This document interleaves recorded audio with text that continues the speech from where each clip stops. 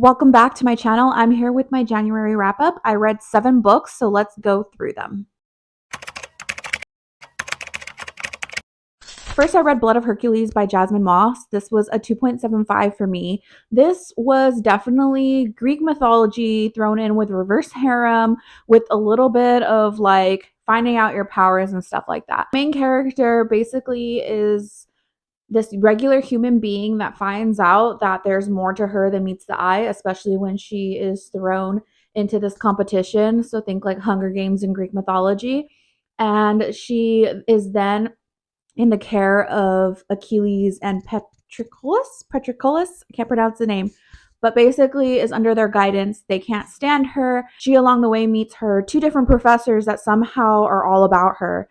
And obviously, without spoiling, there's a bunch of like romance that goes around. A lot of people are really into her. She's very appealing to a lot of people for some certain reason, and then we find out later why. I didn't really care for this book. I read The Games Gods Play by Abigail Owens. This is kind of giving those vibes, and I didn't really care for that book either. I think it was a lot of insta love, and it was really trying to also play with the tropes that are super popular right now. There's a lot of spicy scenes, like a whole lot of spicy scenes. I do appreciate the touch of like polyamory that kind of went about within this story. I think that was one of the positives towards it, but I just think that this was not written in a way that I personally liked. I don't think it should have been an adult book, but also the spicy scenes kind of make it have to be that level of PG-13 rated R. Next, I read Lost and Lassoed by Lila Sage. This was a 3.75 for me.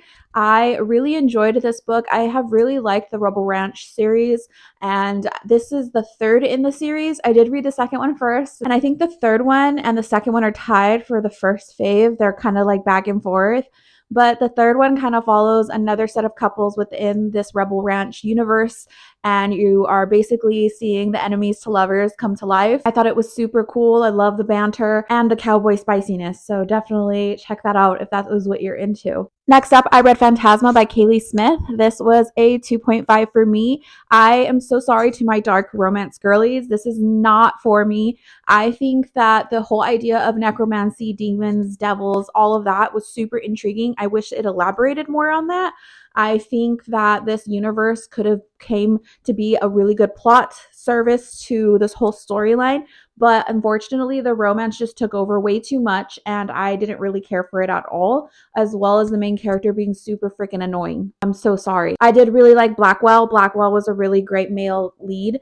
He had a really great witty banter, and I think that was the most enjoyable part about it. I am a plot person, and this didn't serve it. I wish I was into dark romance and kind of had some sort of appeal to it, but I'm glad a lot of people really like it and it's their cup of tea, but it just wasn't mine.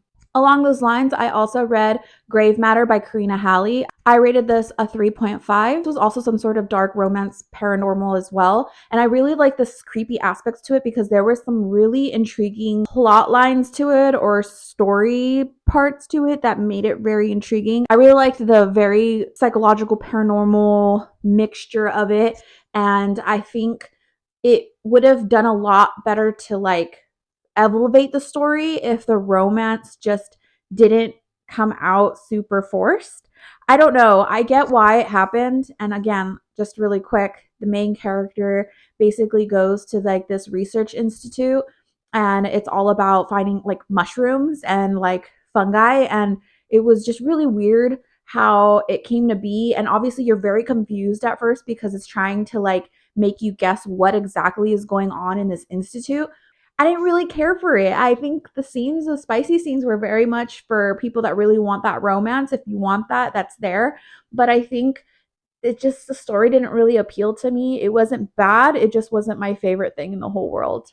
And also, like, the twist at the end actually was really interesting. It was super shock factor to me because that's not what I expected at all. But think The Last of Us. That's exactly what I was thinking of when I was reading this. Next, I read What the River Knows by Isabel Ibanez. I rated this at 3.75. I really enjoyed this YA historical fantasy. It follows the main character. She is going over to Egypt because after finding out the death of her parents and wanting to find out what really happened to them. And then she comes across this really witty British guy that's also doing like archaeological studies in Egypt with her uncle. and they kind of have this enemies to lovers banter with them, which I really enjoyed. And I really love that this is truly a YA romance. There's a lot of slow burn in it, as well as like that yearning, because like they have this attraction to each other and they won't admit to it, and they realize it's just never going to work out, and it's just so much fun. And I really did enjoy the touch on ancient Egypt, the history on Cleopatra, and really like that essence of archaeology and studying of ancient civilizations within this book. I'm really excited to read the second one. I'm really curious to see how it plays out. So that will be coming up next. Next, I read Onyx Storm by Rebecca Yarros. This was the most talked about book in January this year because of its release. I have been toughing it out with this series just because Fourth Wing was really good to me. Iron Flame was not, and this was just as much not. This was a 3-star for me. It kind of reminisced back into Iron Flame of really having this roundabout plot to it.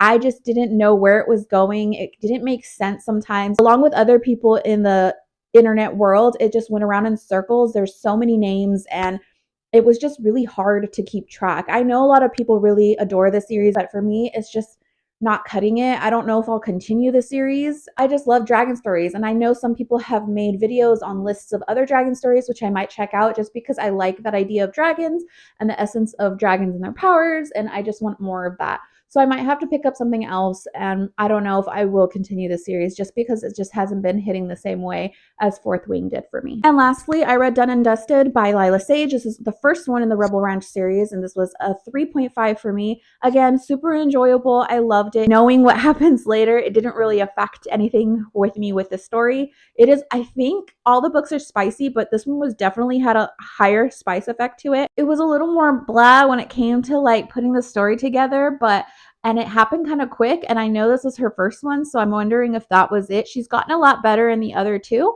And she also has a fourth one coming out called Wild and Wrangled, which I do have the arc to, and I'm really excited to read that now that I finally have read the other 3. This is going to be really great, and I already know what characters they follow.